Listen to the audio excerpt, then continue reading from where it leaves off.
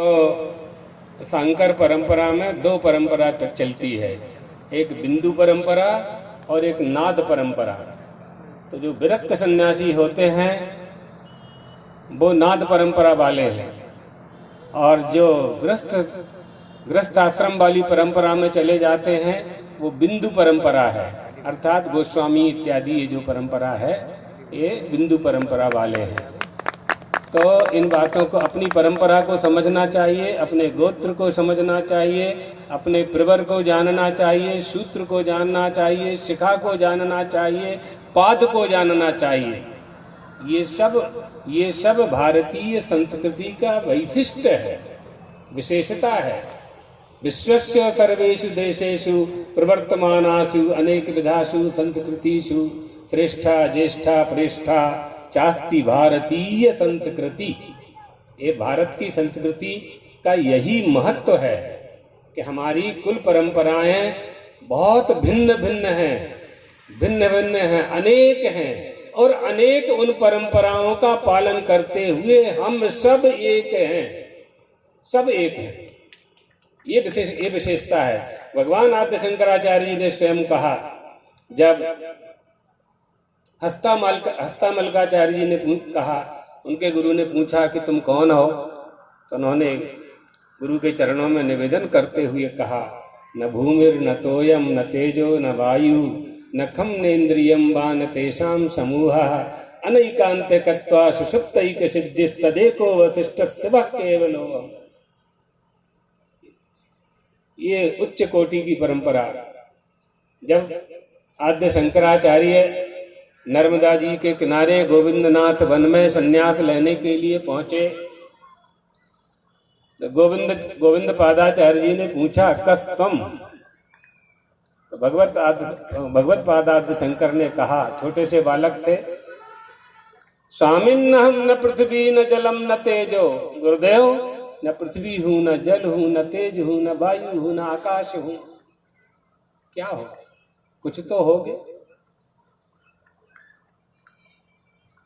जिस परम तत्व को गुरुदेव आप जानते हैं, उस परम तत्व को जानने की अभिलाषा लेकर मैं आपके श्री चरणों में आया हुआ हूं।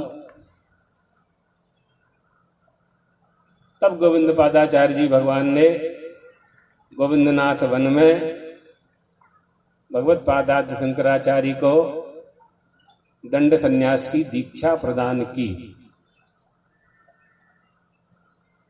सांकर परंपरा में जो दंडी सन्यासी होते हैं वो तीर्थ, आश्रम, सरस्वती और आधे भारती,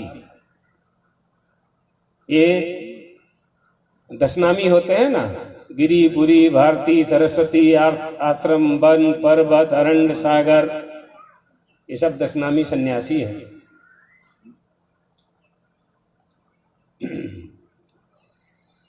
तो इनमें 3.5 तो दंडी सन्यासी होते हैं और वो ब्राह्मण ही होते हैं, और किसी को दंड सन्यास का अधिकार नहीं है।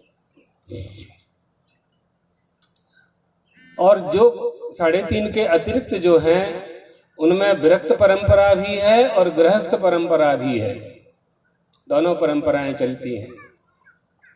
भगवत पादाद्य शंकराचार्य ने इन परंपराओं का प्रवर्तन किया, आगे बढ़ाया, ताकि लोग धर्म के मार्ग पर चल कर के उस परम तत्व को जान सकें जो मनुष्य के जीवन का श्रेष्ठ कार्य है।